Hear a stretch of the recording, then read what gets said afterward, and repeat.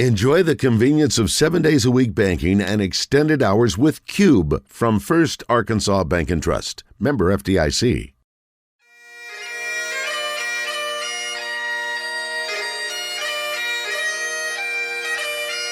It's time for From the Short Grass with Trey Schaap, a golf podcast for those who love golf, struggle with golf, and just like to enjoy the outdoors and fellowship with friends, all while chasing a ball around trying to put it in a 4 1/4 inch diameter hole.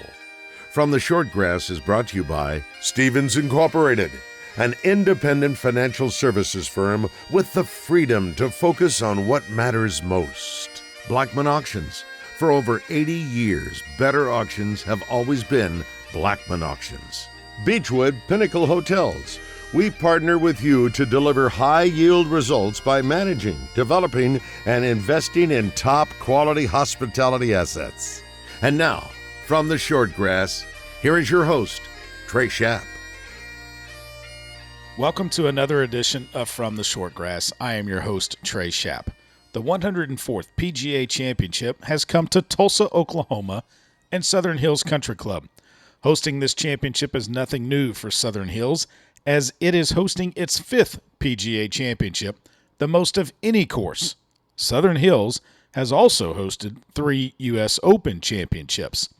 The last time Southern Hills hosted the PGA Championship, Tiger Woods won his 4th Wanamaker Trophy with a 2-shot victory over Woody Austin in the sweltering Oklahoma August heat, where temps were in the triple digits all 4 days of the competition. The course played to a par of 70 and could be tipped out at 7,121 yards back then.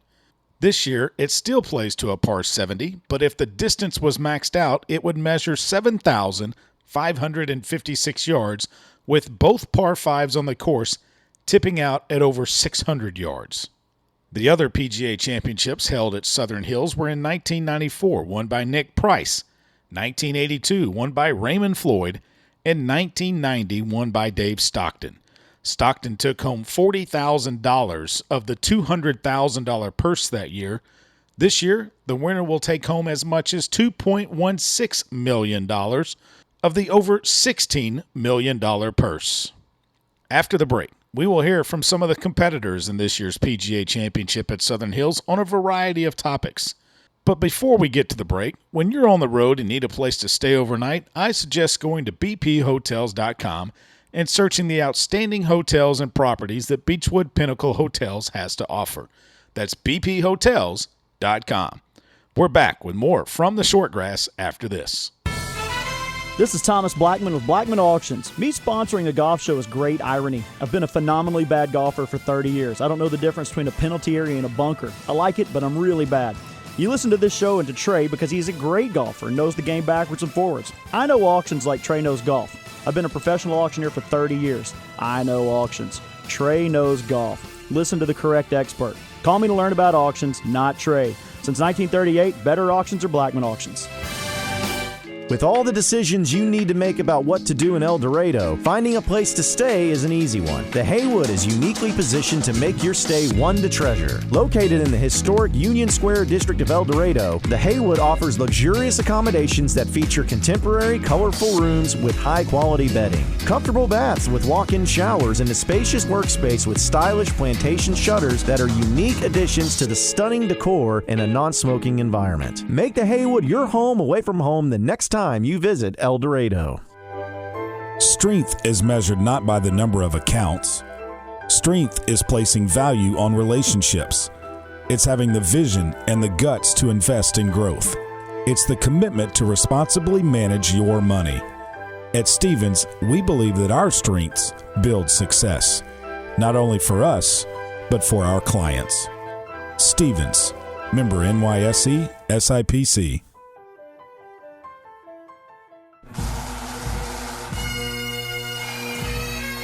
Welcome back to From the Short Grass, the 2022 PGA Championship edition from Tulsa, Oklahoma. Rory McIlroy basically had a meltdown at the Ryder Cup last year before winning in his singles match. He was asked if that win was a motivating factor in the offseason going into this year. He was also asked about the LIV golf movement and if there is a resolution to it at this time. On the tee at the PGA Championship, Roy McIlroy. Yeah, it was a big turning point. I had an awful week at the Ryder, an awful couple of days anyway. And then I sort of freed my mind up and played better in the singles and got that win against Xander. And that sort of gave me a little bit of confidence. And then I built on that and got the win in Vegas in the fall. And then I've played pretty consistently, good golf since then. So it was a big turning point for me. I went down a path that I thought was going to help, make some improvements, and it didn't quite work out that way. So just went back to basics and went back to trying to figure out what I did well and just keep doing that. And it's been good. I've played pretty consistent golf since then. I think I dropped out of the top 10 at some point during the that period, and then I've got myself back up there and sort of working my way back up. So it's been a good few months. Honestly, I'm rooting for it all to be over. I'm just so sick of talking about it, and I've made my decision and I know where I want to play, and I'm not standing in anyone's way, and I'm not saying that they shouldn't go over there and play. If that's what they feel is right for them, then 100% they should go and do it. I'm certainly not wanting to stand in anyone's way, but I think the sooner it all happens and the sooner everything shakes out, I think we can all just go back to not talking about it and doing what we want to do. Next on the tee is a former Oklahoma State Cowboy, and he lives just down the road in Stillwater. Victor Hovland on if he can see talent that is tour ready when he was playing in college, and did he know he could make it on the tour? It's a great question because it's one of those things that I like to talk to a lot of the guys that I play with on the team at Oklahoma State, and even some of my peers that are maybe not on the PGA Tour, maybe playing mini tours or different tours. And I used to, when I was in school, I thought it was all about just talent, technique. So I would watch someone and I would see them, okay, he's got a 182 ball speed, hits it straight, is a good putter, can hit it high, can hit it low. Okay, he looks like the real deal. He's going to do well. And then you maybe see that person don't do as well. And I think there's a lot more in your mind, personality traits, just how you handle pressure. Okay, you can hit it 182 ball speed on the golf course or on the range. You look great there, but do you have ownership of your game? Do you know what you're doing? If you're in a situation where no one's really taught you that scenario, can you really figure that out and perform at your best? That's essentially what it boils down to. And that's a hard question to answer. I don't think you can really know from the outside just looking at a person. But sure, you need certain, you need a skill set to be able to be successful.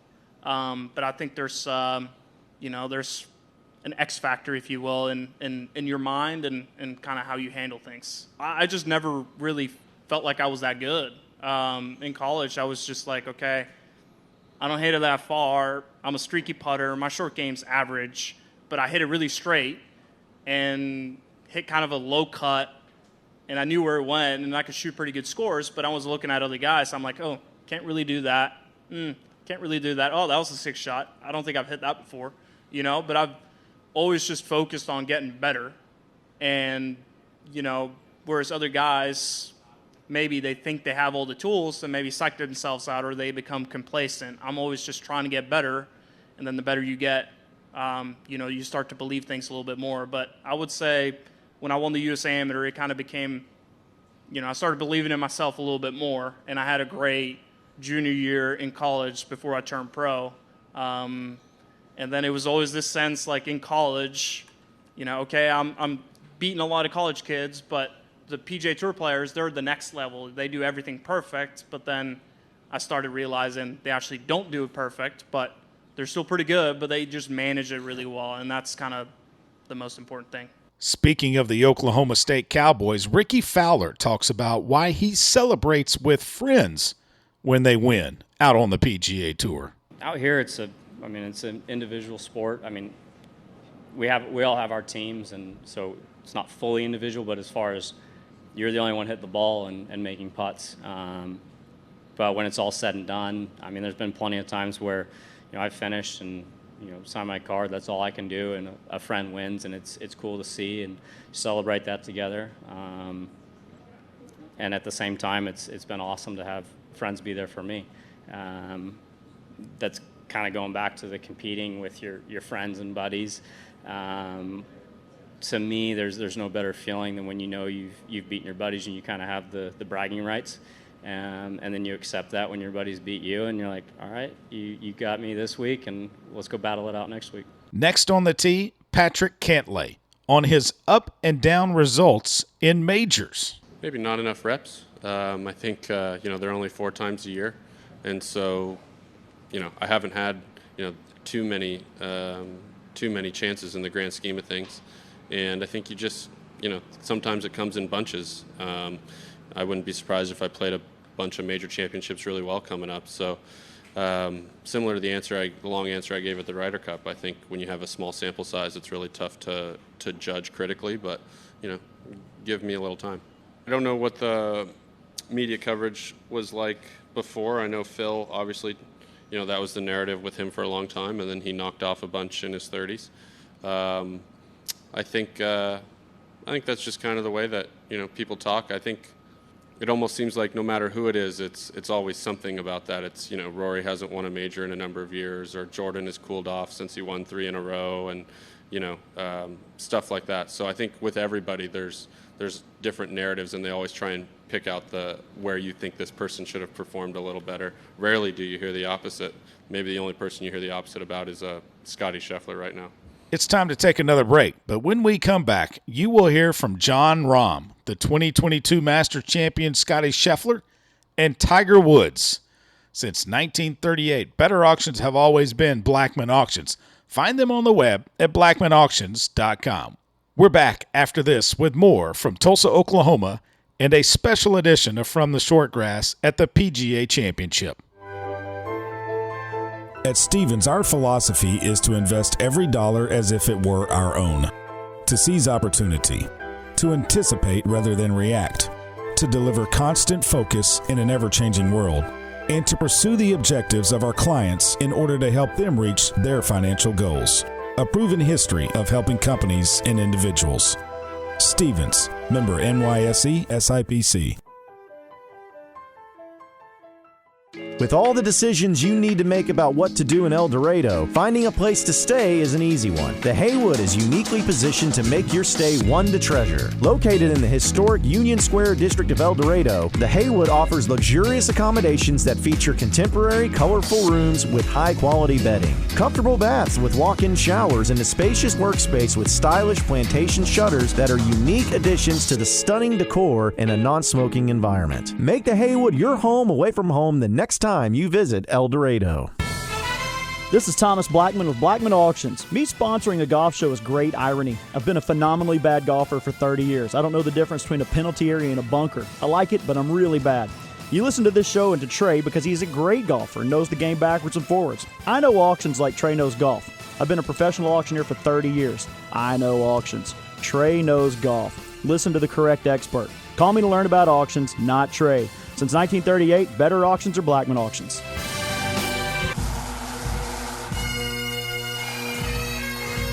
Welcome back to From the Shortgrass and our 2022 PGA Championship special episode. On the tee, the 2022 Masters champion Scotty Scheffler. He discusses the importance of trusting every part of your game to win in a major and what part of his game he works on leading into a major. And finally, how he handled that final round Sunday at Augusta National. Something I always kind of go back to, I think Jordan said in an interview after one of his first few majors, was you have to have trust in all facets of your game in order to win these tournaments. And, kind of like I touched on it a little bit earlier, but having trust to say, hey, I can attack this pin because I know this spot off the green is somewhere where I can get the ball up and down. It may not be somewhere where everybody can get up and down from, but I know that I can. And it may be sort of an eye test thing. I may see shots a little bit differently than other people do. There could be some really easy ones where I'm like, no, that doesn't really suit my eye. And so I think a lot of it is just kind of managing your way around the golf course. And With the conditions looking, if the wind stays up like it is right now, it's not going to be any crazy low scoring. So it's going to be a lot of kind of managing your way and making a lot of pars. So I think in order to win major championships and beat these amazing fields, you got to really have faith in all aspects of your game. You can't really be protecting against anything because you got to put it all on display out here. And to get around this golf course, it's not going to be just pure ball striking or anything like that. It's going to take a variety of different things in order to play well out here. And so. For me, I've just been preparing like usual, and my game feels like it's in a good spot, and I'm just looking forward to this week. There's a lot that goes on with that golf tournament, and for me, I always struggle kind of letting people in, and so in that moment, I was just honest with my wife. I was like, man, this is like I'm really scared. Like this is a big day for me. What better opportunity to win my first major than the Masters? I mean, it's a tournament everybody wants to win the most, and I have a 3-shot lead, and there's really only a handful of guys that had a chance. And so for me, what better opportunity there is than now? And, I kind of felt the weight of that because I've wanted that for so long. And so I just told my wife, I was like, man, this is hard. It's not easy to win golf tournaments. It's not easy to win the Masters. And, I don't believe that it's easy for anybody. I think, what Tiger's dad told him before he won in 97, he's like, it's going to be the hardest round of golf of your life, but it's also going to be the most rewarding for him. And so I don't think it's easy for anybody to win golf tournaments. And so for me to, just be honest with myself and approach it the way I did, I think was really helpful. Now on the tee, talking how he felt after Augusta and when he knew he would be able to play the Masters and the PGA, and also why minorities are not picking up the game of golf. Here is Tiger Woods. I was everyone around me was very happy and ecstatic that I got around all 72 holes. I did not see it that way on Monday. I was a little ticked that I didn't putt well, and felt like I was hitting it good enough, and I wish I had the stamina. It's a normal, typical golfer. What ifs? If I would have done this, I would have done that. I would have done this. But taking a step back and look at the overall big picture of it, it was an accomplishment. But there's that other side of me that says that if I would have done things differently, I could have challenged for that thing. And I know that golf course, and maybe next year will be different. Well, when I went up and did the scouting trip with JT, Rob, and Charlie, and was able to play, we played all 18, then we wanted to play the par 3 course. And I did it, but man, it hurt for a couple of days. But I was able to do it. Maybe I could work my way into it somehow. And just kept pushing and kept hoping that I could somehow figure out a way. I've had to endure some uncomfortableness.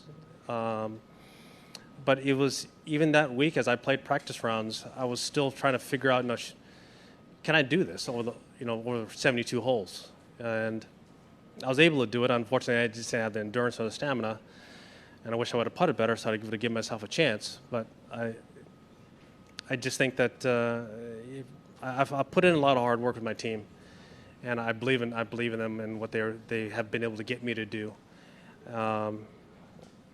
I just have to go out there and I obviously do it and hit the golf shots.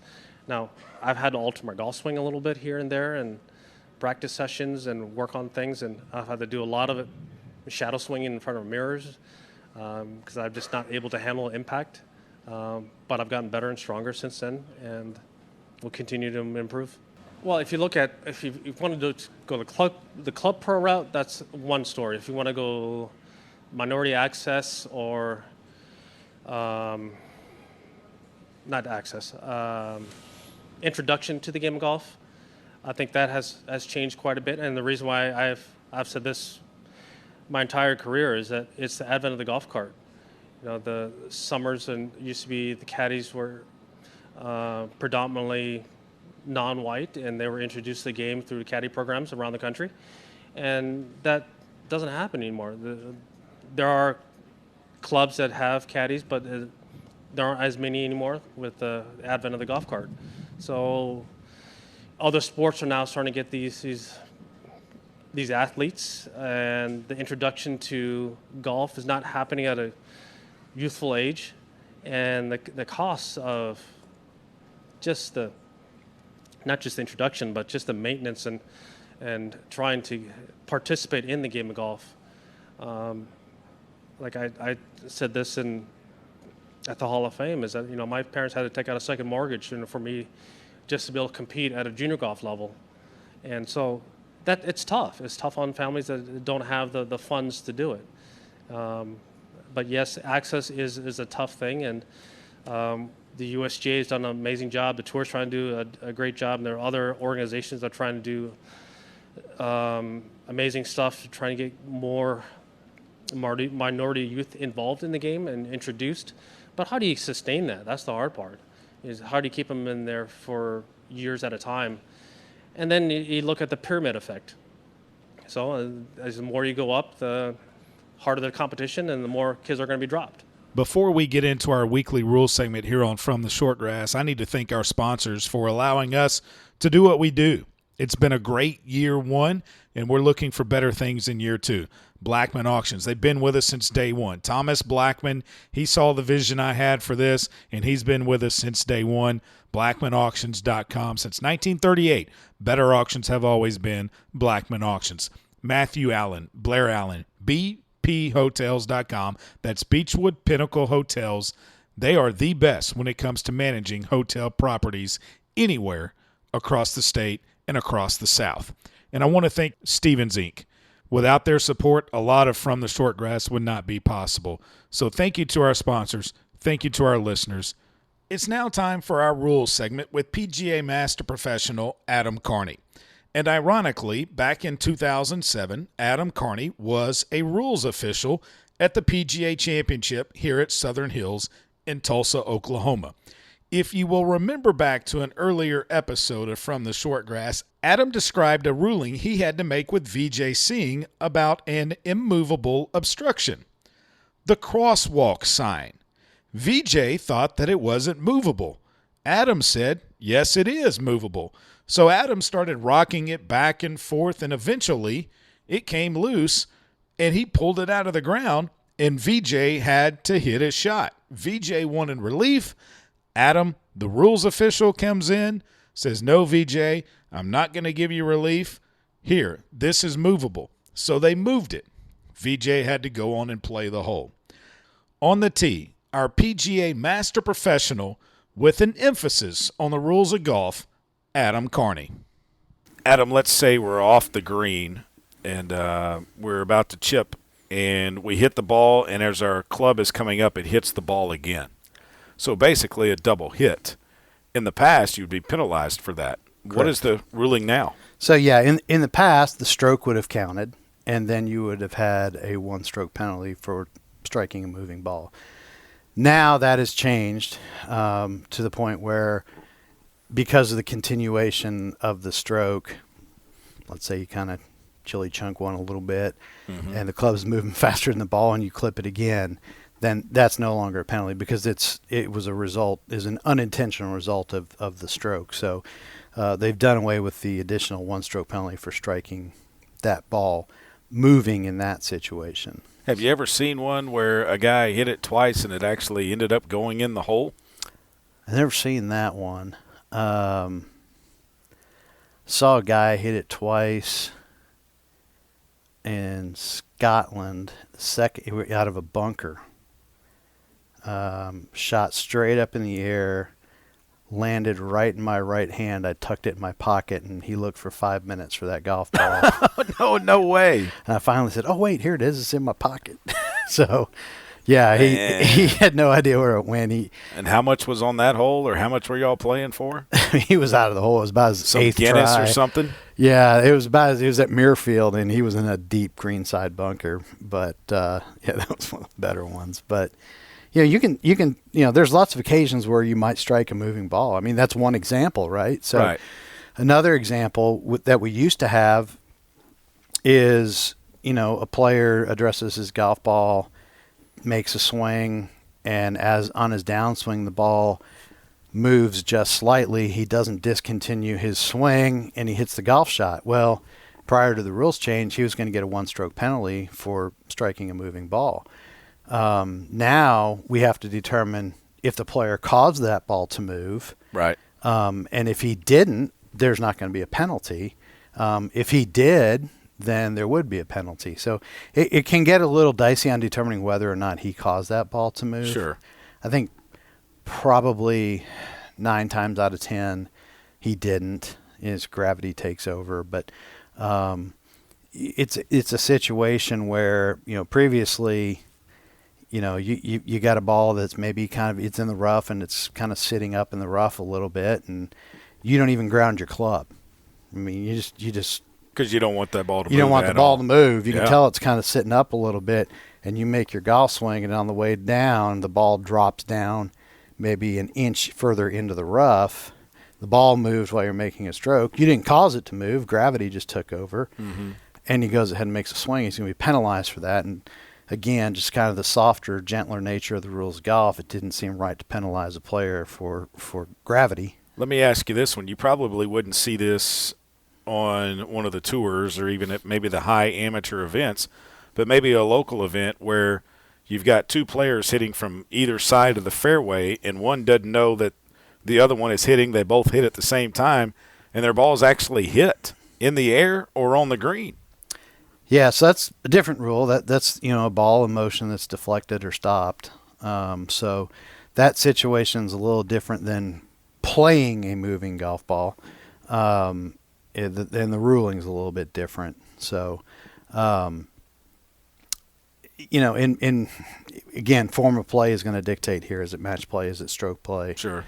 If it's match play, the player whose turn it was to play is going to have the opportunity to replay, and so is the other player. Stroke play, a little bit different situation. It's just one of those things. Ball in motion is moved by another ball in motion. Both balls are played from the new position. So there is one other opportunity that you can play a moving ball without penalty. And? You know what it is? I don't. Okay.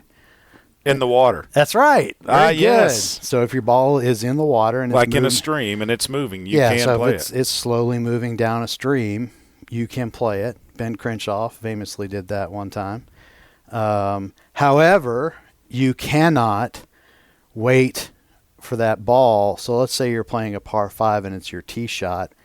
You cannot wait for that ball to get all the way down by the green before you play your second shot. Oh, I got you. If the stream is taking it that way. Correct. Yeah. So assuming it's taking it toward the hole, you cannot look up and figure out, okay, well, if I wait about 15 minutes, this ball's going to be down by the green, and then I'm. Well, what if you don't wait 15 minutes? What if it's moving a little faster and you wait 2 minutes, but you're walking along it as it's moving? Well, as long as you're not unduly delaying play. If it's moving fairly rapidly, I'm not sure I'm going to take that chance, to be honest with you. If it's just kind of... Because it could get a lot deeper in the water, too. It could. You could miss. There's all kinds of bad things that could happen. So it depends on the speed. But that is one of the rules, and that where it was okay. Prior to the new rules changes, right, that was the only case that you were okay to play a moving ball without penalty. He's Adam Carney, our rules expert. If you have a question on the rules of golf, send us an email from theshortgrass@gmail.com. You know, it's hard to believe that it's been a year ago that I started this podcast from the short grass. I want to thank all of you that have listened over this past year. You've emailed, you've called into some of the shows on 103.7 The Buzz. It's been fun to interact with you.